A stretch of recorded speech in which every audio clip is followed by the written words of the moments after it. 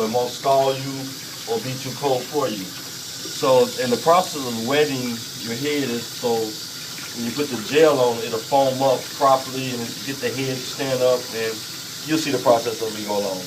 Now I'm gonna commence to wetting my head.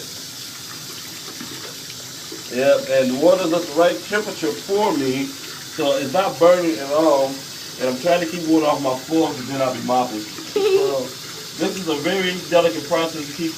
You're gonna have to do extra work inside. And usually, when I'm doing this process, I'm by myself, but I wanted to be recorded to see what it looks like to me trying to do this. Also, usually I'll be by myself, and my shirt will be off, and will have it off. But now, since I'm in the company of a friend who's doing the recording of this process of me shaving my head, I have to have my shirt on, not showing this disgusting body. So that's why the shirt is on. If my shirt get wet, now you'll know why.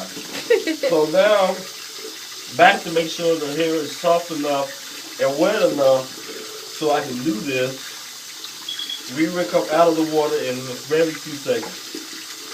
Because I got to make sure it's really soaked and soft so it can go through the razor and have no problem. Not that I have rough hair or anything, which I don't. Thank God for that. Now I dry my face off a little bit and let's look cool. Oh, running water. Hold on. Whoa, that feels good. Down my ear.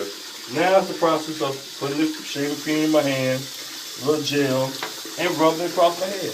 And you got to hit every process of the hair to cover it, so it'll be covered with the shaving cream and gel process. And then I have a mirror I have to also use to check the back of my head to make sure I get all the hair in the back of my head.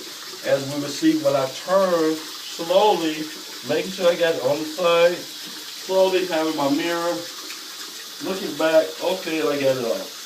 Sometimes I waste shaving cream by putting too much in my hand, so I have to rinse it off, and then the process is waste management. So I'm trying not to do the waste management part.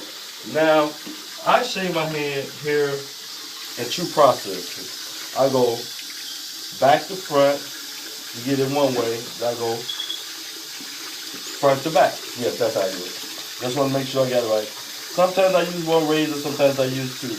In this process today, I'm using two razors. As you can see, my shaving cream and my alcohol. After I shave my head, I have to alcohol it to get the burn sensation, to make sure all the cuts and stuff is sanitized. That's what we usually do it. Now I'm going through the process of going back to front. And I do that from the side to the top. And we're getting that really good. And you can't go down too deep because if you do, you will get skin. And that's a process called hurt. And alcohol will burn the hell out of that. Trust me.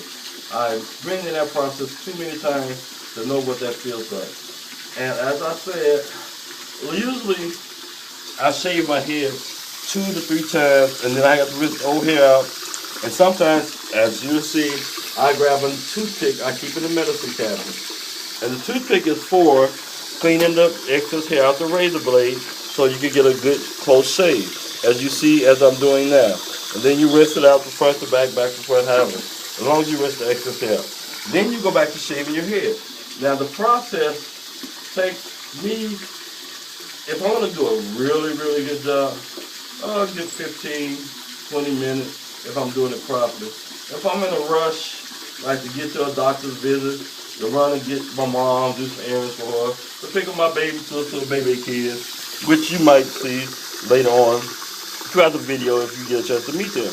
Because they are the baddest kids I ever met in my life. But they're my niece and my nephews, and I love them, so they baby kids. Now back to my hair. I rinse here, and I'm at the top of my head. So I got half, 3/4, is it 3/4 left done? Yes, because I got the back of it. And as you see this do the process, you wonder, do I do the whole head first, front to back, or do I stop in the process and go back again? No, I do the whole head first because the cream will get wet, start drying off, and it won't be able to pull hair like it's supposed to. So I get the front to back, which is a very good process, and you got to do nice strokes without digging too deeply in the skin, because then you will cut the skin and you will bleed. And look, you got, like I said, you got to rinse so often And you gotta clean it with your toothpick, get the excess hair so you make sure the blades get there. And this is how we the process of Steve we doing his hair. And he likes doing his hair because he's going bald now. So, which he didn't know he was going bald till his goddaughter told him, hey, goddaddy, you know you're, because I wanted to get some twisties in my hair. I want her to do twists, but she does hair, she does dreads and twists. So I was going to have her do my head and do twists. But she said, no, goddaddy, you got bald spot in your head, so you might want to keep going bald. I said, well, we can throw the braids or the twist over the bald spot. But she said, no. So now we're going to turn around and we're going to do the back of the head. Now this process is also a little difficult, and hopefully our camera person will get the angles right. So I have to get a mirror and turn myself backwards to the regular mirror to do this. Now my camera person is going to get behind me, or do whatever, and see if she can get it the right way, or whoever the camera person is. And here we go. As you see, the process is a little different. You go from down to up. So it's a very easy process. It's more easier than doing the top because the back is just a quick motion. So then you have to rinse the excess hair off, and then you go at it again. And you go back to the mirror, and then you take this process and you go down, you stroke it down. Because you get the bottom part, you stroke it up, and then you get the middle part, and you stroke it down. Okay, there we go. And we got that process pretty much going. Let me see. Oh, a missing spot. I can see that.